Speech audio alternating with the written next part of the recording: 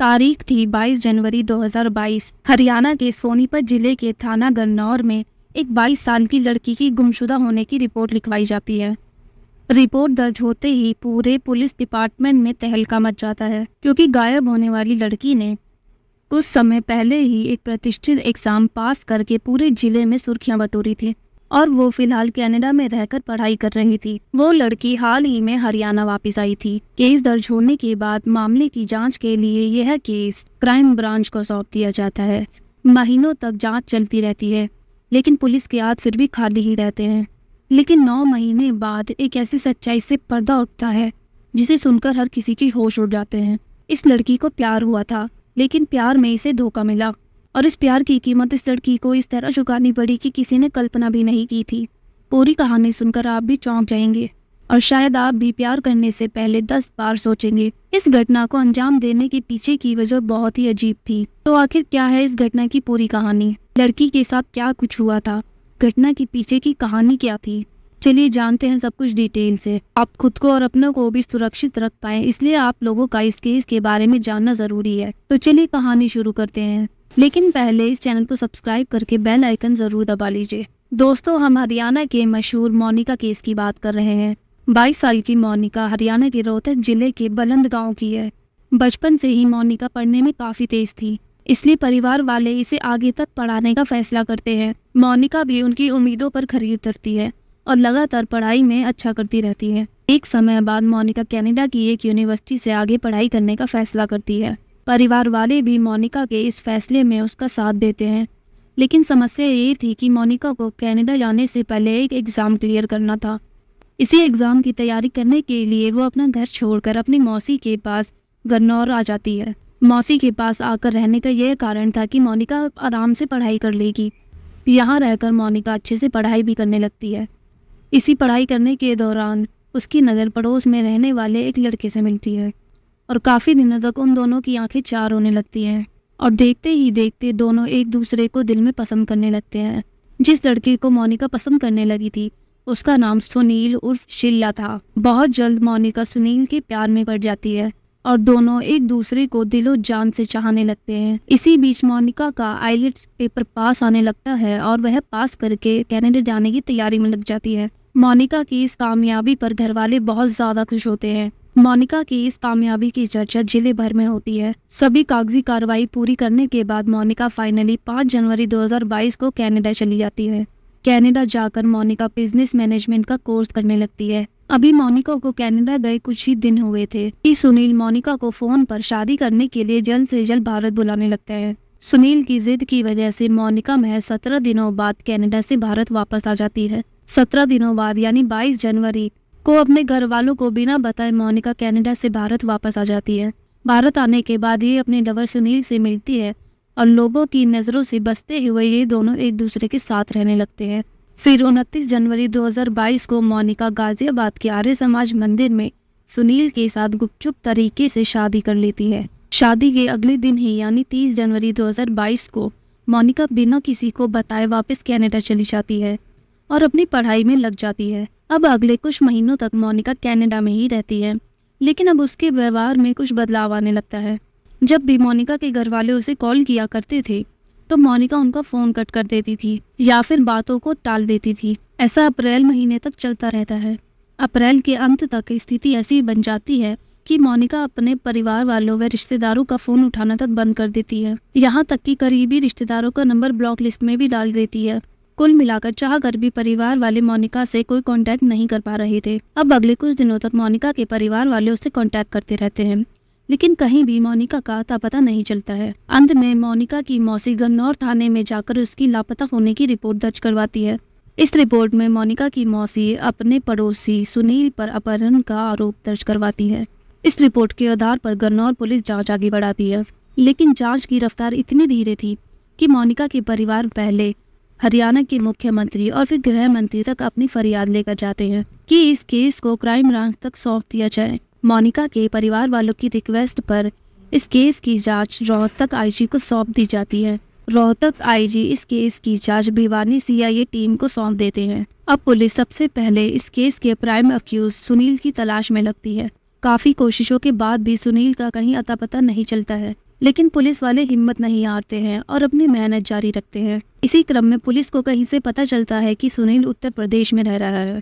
बस इसी गुप्त सूचना के आधार पर 2 अप्रैल 2023 को पुलिस सुनील को उत्तर प्रदेश से गिरफ्तार कर लेती है। गिरफ्तारी के बाद सुनील को स्थानीय अदालत में पेश किया जाता है, जहां से उसे 8 दिनों की पुलिस रिमांड में भेज दिया जाता है। इसके बाद पुलिस से पूछताछ का सिलसिला शुरू होता है। शुरू में सुनील पुलिस के सारे आरोपों को निराधार बताता है और खुद को बेगुनाह बताते हुए कहता है कि मोनिका के परिवार वाले उसे फंसा रहे हैं। लेकिन पुलिस सुनील की मीठी बातों में आने की बजाय अपने तरीके से पूछताछ शुरू करती है। पुलिस की सख्ती के सामने सुनील की सारी चालाकी फेल होने लगती है और फिर एक हैरान कर देने वाली सच्चाई से पर्दा उठता है।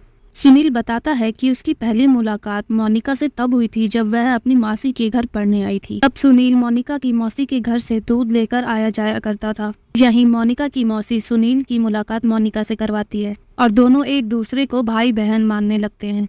यहाँ तक कि रक्षाबंधन के मौके पर मोनिका सुनील को राखी भी बांधती है, लेकिन दोनों राखी की कसम को लंबे समय तक निभा नहीं पाते हैं और पवित्र रिश्ते को दागदार करते हुए एक दूसरे के प्रेम में पड़ जाते हैं और चुपचाप शादी करने तक का फैसला कर लेते हैं। सुनील पुलिस को बताता है कि शादी करने के 4 महीने बाद यानी अप्रैल महीने में वो मोनिका को कनाडा से वापस बुला लेता है और साथ में ही रहने लगता है। इस बात की जानकारी मोनिका अपने परिवार वालों को नहीं देती है। यही वजह थी कि मोनिका ने अपने परिवार वालों से बात करना और उनके फोन कॉल्स को अवॉइड करना शुरू कर दिया था और कई करीबी रिश्तेदारों को ब्लॉक भी कर दिया था। सुनील के खुलासे के मुताबिक सुनील और मोनिका दुनिया की नजरों से बचकर काफी महीनों तक साथ रहते हैं और समय समय पर ठिकाना बदलते रहते हैं। शुरू में तो इन दोनों में बहुत ज्यादा प्यार रहता है, लेकिन समय बीतने के साथ इन दोनों में कड़वाहट आने लगती है और ये कड़वाहट इतनी ज्यादा बढ़ जाती है कि इन दोनों में हर पल झगड़े होने लगते हैं। इन्हीं झगड़ों के बीच किसी तरह ये दोनों साथ रह रहे थे, लेकिन जब 29 जून 2022 को सुनील मोनिका को लेकर झंझारा स्थित एक फार्म हाउस पर जा रहा था, तभी कार में ही इन दोनों की इतनी ज्यादा अनबन हो जाती है कि सुनील कार में रखी अपनी पिस्टल निकालता है और कार को एक सुनसान जगह ले जाकर 2 गोलियां मोनिका की खोपड़ी में मार देता है। सुनील के बयान के मुताबिक गोलियां मारने के बाद वो लाश को अपनी गाड़ी की डिक्की में डालता है और अच्छे से कवर कर देता है। सुनील को समझ नहीं आ रहा था कि इस लाश को कहाँ ठिकाने लगाया जाए, इसलिए वो अगला कदम उठाने से पहले लाश को कार में डालकर अपने फार्म हाउस चले जाता है और कार को पार्किंग में खड़ी करने के बाद उसे अच्छे से कवर कर देता है। वो लाश को ठिकाने लगाने की प्लानिंग पर काम करने लगता है। इसी दौरान उसे ख्याल आता है कि क्यों न लाश को इसी फार्म हाउस में दफना दिया जाए। इसी के तहत अगले दिन सुनील कुछ मजदूरों को बुलाता है और करीबन 10 फीट का गड्ढा खुदवाता है। मजदूर जब पूछते हैं कि ये गड्ढा क्यों खुदवा रहे हैं, तो सुनील उन्हें बातों में उलझाकर गड्ढा खोदने के बाद जाने के लिए कह देता है और मजदूर ऐसा ही करते हैं। मजदूरों के जाने के बाद सुनील बड़ी सावधानी से शव को कार से उतारता है और गड्ढे में दफना देता है। सुनील ने इस गुनाह को इतनी सफाई से अंजाम दिया था कि इस गुनाह की खबर किसी को भी नहीं लगती है और वो अगले कई महीनों तक अपनी जिंदगी जीता रहता है। सुनील के इस खुलासे से सभी हैरान रह जाते हैं और फिर उसी के बयान पर भिवानी क्राइम ब्रांच टीम उसके फार्म हाउस पर छापा मारती है और मजदूरों की मदद से गड्ढा खुदवाया जाता है। करीब 10 फीट की खुदाई के बाद पुलिस मोनिका के कंकाल को बरामद कर लेती है। कंकाल को फॉरेंसिक लैब में जांच के लिए भेज दिया जाता है। पुलिस जांच में एक और हैरान कर देने वाला खुलासा ये होता है कि 22 साल की मोनिका, जिस 37 साल के सुनील के प्यार में पागल हुई पड़ी थी, वो सुनील पहले से ही शादीशुदा था, के 2 बच्चे भी थे। सुनील के खुलासे के बाद उसे जेल भेज दिया जाता है, जबकि पुलिस और पुख्ता सबूत जुटाने में लग जाती है। इसी क्रम में कुछ महीनों की मेहनत के बाद पुलिस सुनील की ही निशानदेही पर वो पिस्टल भी बरामद कर लेती है, जिसका इस्तेमाल मोनिका की हत्या में किया गया था। इतना ही नहीं, फॉरेंसिक लैब की जांच में खुलासा होता है कि उसी पिस्टल से चली गोली अभी भी मोनिका की खोपड़ी में फंसी हुई थी। अब लोगों के जहन में एक सवाल आने लगता है कि अगर सुनील मोनिका से इतना प्यार करता था तो ऐसी क्या बात हो गई कि सुनील ने मोनिका की जान ले ली। पुलिस भी हत्या का मोटिव जानने के लिए सुनील से पूछताछ करने लगती है। इस पर सुनील खुलासा करते हुए कहता है कि दरअसल वो अपनी शादीशुदा जिंदगी से खुश नहीं था, इसलिए वो किसी भी हाल में कनाडा जाना चाहता था, लेकिन काफी कोशिशों के बावजूद उसे कनाडा जाने का रास्ता नजर नहीं आ रहा था। इत्तेफाक से इसी दौरान उसकी दोस्ती मोनिका से होती है। जब सुनील को पता चलता है कि मोनिका पढ़ाई के सिलसिले में कनाडा जाना चाहती है, तो जानबूझकर सुनील मोनिका से और ज्यादा नजदीकियां बढ़ाने लगता है और इस जुगाड़ में लग जाता है कि जैसे ही मोनिका कनाडा जाएगी, वो भी उसके साथ कनाडा चला जाएगा। इसलिए मोनिका के कनाडा जाने के बाद भी सुनील उसे भारत बुलाता है और उससे शादी करता है। वो अपनी शादी को बकायदा कोर्ट में रजिस्टर भी कराता है, क्योंकि मोनिका को कनाडा का परमानेंट वीजा नहीं मिलता है। इस कारण सुनील को अपना कनाडा जाने वाला प्लान फेल होता हुआ नजर आने लगता है।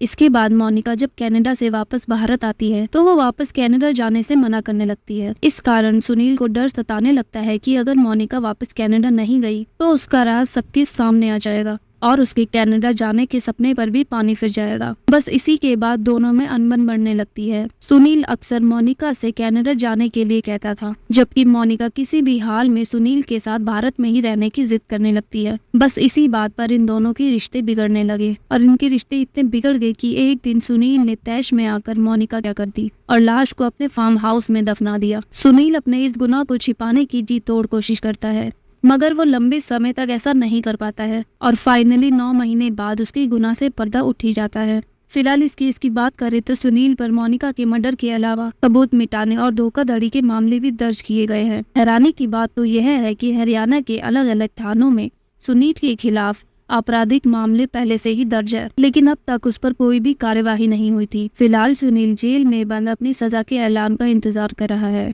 इस केस में मोनिका के परिवार वालों ने अन्य 7 लोगों पर भी मोनिका की हत्या के आरोप लगाए हैं। फिलहाल पुलिस उन आरोपों की भी जांच कर रही है। इसके अलावा मामले में पुख्ता सबूत भी जुटाए जा रहे हैं ताकि अपराधियों को कड़ी से कड़ी सजा मिल सके। वैसे तो ये अदालत तय करेगी कि सुनील को इस किए की क्या सजा मिले, लेकिन हम आपसे पूछते हैं कि आप इस केस के बारे में क्या राय रखते हैं। अपनी राय नीचे कमेंट बॉक्स में जरूर बताएं और अगर आपको ये वीडियो पसंद आई हो तो वीडियो को लाइक और चैनल को सब्सक्राइब जरूर करें। धन्यवाद।